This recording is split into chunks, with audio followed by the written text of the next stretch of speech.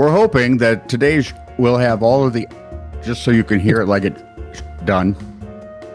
I hate you. I know. That was more fun than it should have been. Except I forgot which words to leave out. I just kept, it's your cough switch. If you use the cough switch, it happens a little bit more like this.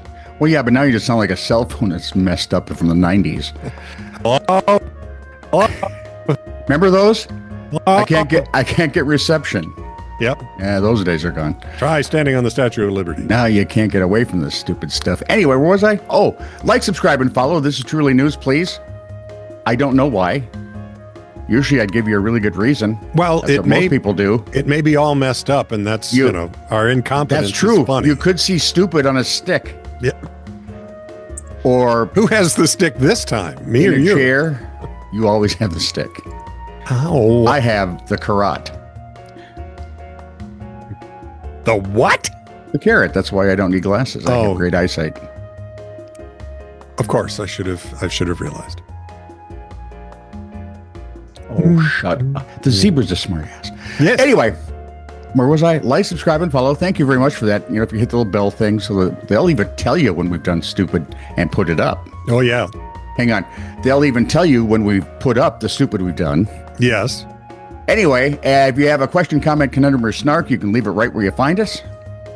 Or if it's something longer, if your missive is more of a tome. A delightful tome. Yes. A tome on the rock. No, that's a dome. So confusing. Anyway, the email address is TITR@netradio.network.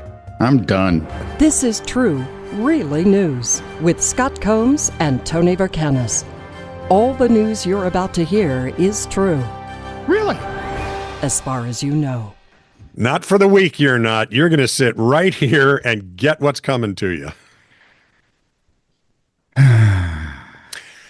Let's enter the titter Wayback Machine. All the way to the year 2020. 525? No, 2020, not 2020. Zager and Evans notwithstanding, it's the year 2020 we're going back to. You remembered. Yes. How can I forget? You've been mentioning it for 40-odd years. Well, really, all of our years have been odd. So yeah, sure. Well, yeah, it's hard to nail it. A Michigan man filed a lawsuit against a Midwest banking chain, accusing it of racial profiling after a teller called the police on him and accused him of fraud. Ironically, and this is where it starts to get weird, Suntory Thomas was attempting to deposit two or three large checks that he'd received as part of a workplace racial discrimination settlement. So he's filed a lawsuit against a bank for when he tried to deposit his winnings from his last lawsuit for racial discrimination. Okay. And it was a bank branch in Livonia, Michigan. They refused to accept the checks, saying they weren't legit. Oh, now okay. it gets better from here. How's that not? Thomas, a 44-year-old Air Force veteran, said he felt humiliated and embarrassed when police arrived about 10 minutes later to investigate the fraud claims. He said he was treated as if he'd done something wrong, and he's convinced the bank assumed the checks were bad because he's black. Thomas's attorney, Deborah Gordon, said he was able to deposit the checks in another bank without a problem, and they cleared less than 24 hours later. She said bank employees could have easily verified the check before calling law enforcement.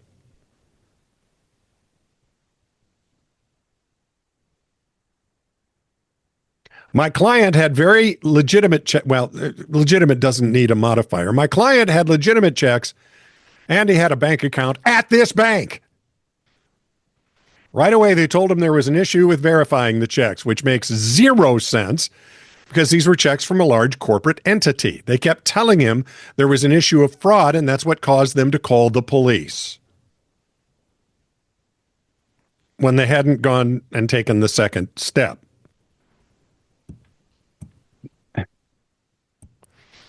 Gordon said her client called her as he was being interrogated by 2 police officers. She called the bank, but the employees were extremely dismissive and denied her request to speak with a manager. Okay. Like I said, it just keeps getting better and better. If better and better translates to dumb and dumber, sure. Yeah. Mr. Thomas presented dumber and dumber. 3 checks that day.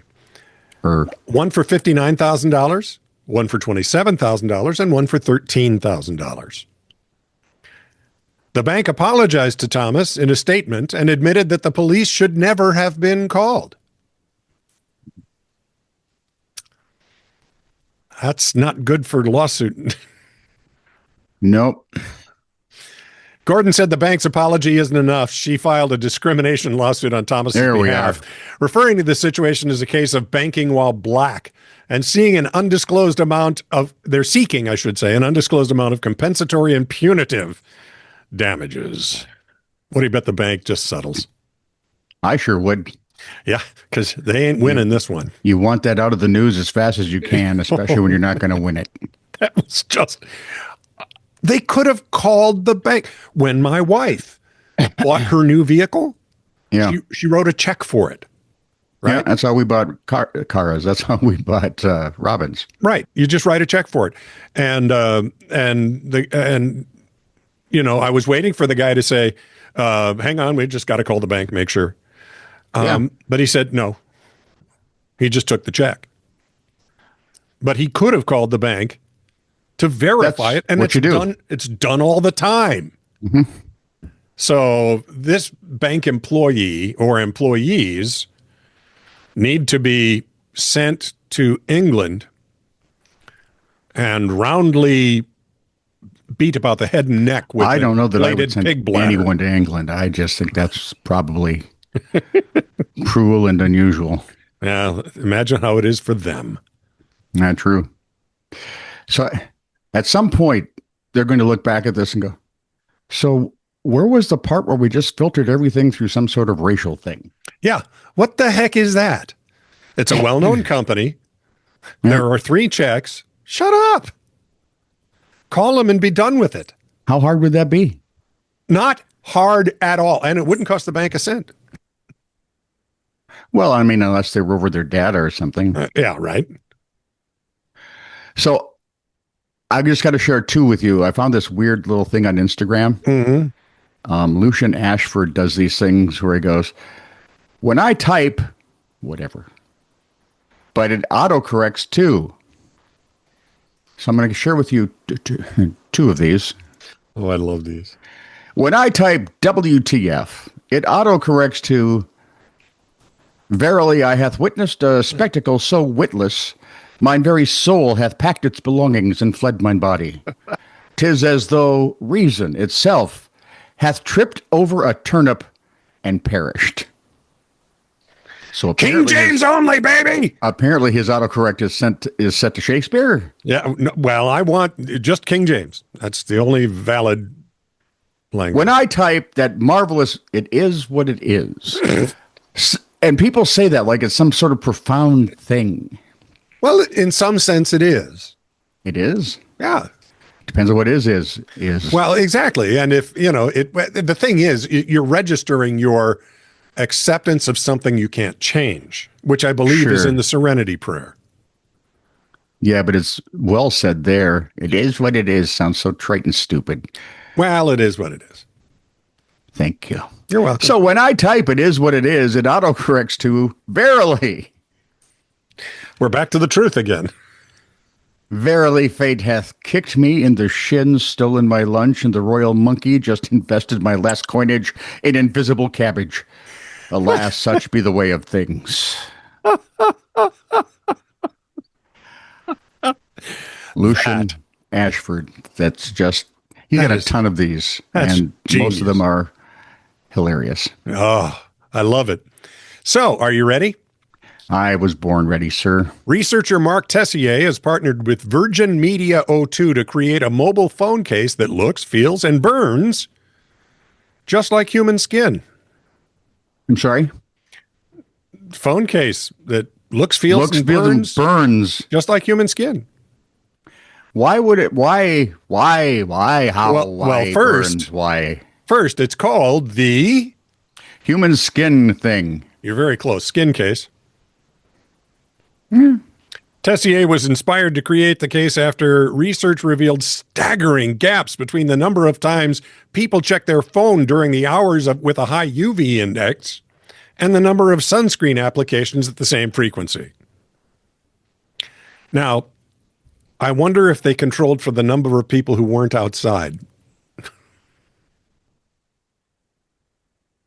Their idea is as the phone case starts to burn in real time, it serves as a reminder to slap on some sunscreen.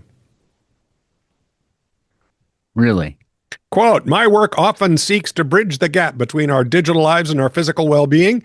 The skin case is a prime example of how technology can be harnessed to promote health awareness and encourage positive behavioral change. They don't notice their own body turning beet red. Well, that's what he's assuming. But they're going to notice the case on their phone. By the way, this isn't Tessier's first rodeo with something like this. Okay. He and his colleagues at Telecom Paris created an artificial skin for mobile phones that is realistically flesh-like and can feel your touch. The smart protective shell... Wait, hang on. Is this where I go, ooh? Maybe. Okay. The smart protective shell, which covers the back of the phone, has a squishy interface that when plugged into a computer can be used as a laptop touchpad or a remote control for all the typical touch commands, such as tapping to select, sliding to scroll, or pinching to zoom in and out.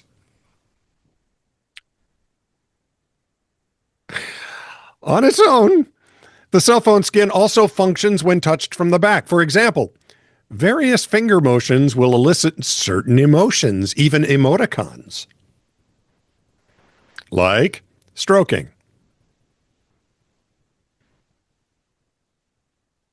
You want to hear which emoticon I think it is? It's meant to emulate comfort, or pinching it to invoke an angry emoji. Or the police will come. Having already developed the skin for phones, smartwatches, and computer touchpads. And this is where it takes a turn for the bizarre. This? Tessier and his colleagues now plan to make the skin even more realistic with heat sensors and peach fuzz.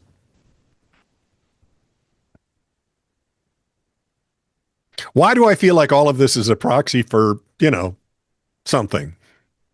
Please, it's got to be satire. No, apparently it's true. It's all true. Really? Yeah, this guy's hung up on skin. So was Buffalo Bob. I wonder what you have to do to the skin interface. Silence of the Lambs reference for 20 art. To get the puking emoji.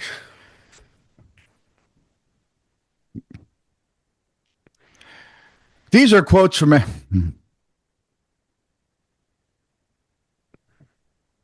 There's so many questions and so little reason for the answers. Absolutely. Quotes from actual performance evaluations. Okay. Since my last report, this employee has reached rock bottom and shows signs of starting to dig. Ah. His men would follow him anywhere. Probably morbid curiosity.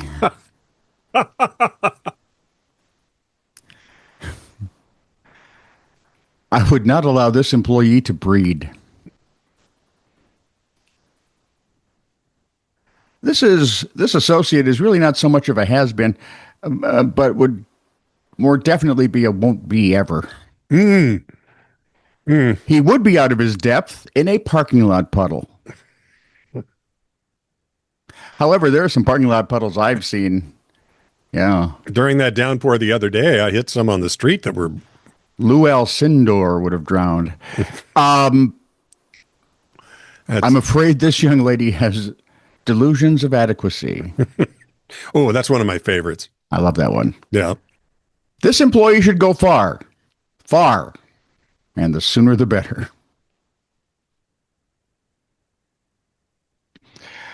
He sets low personal standards and then consistently fails to meet them.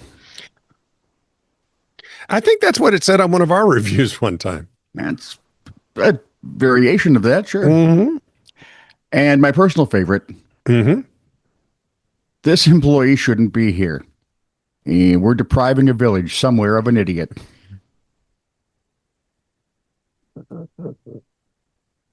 That's also been said on some of our... Oh, yeah. Actually, I think I've heard that at my anniversary. This is true, really news. Send email to TITR@netradio.network.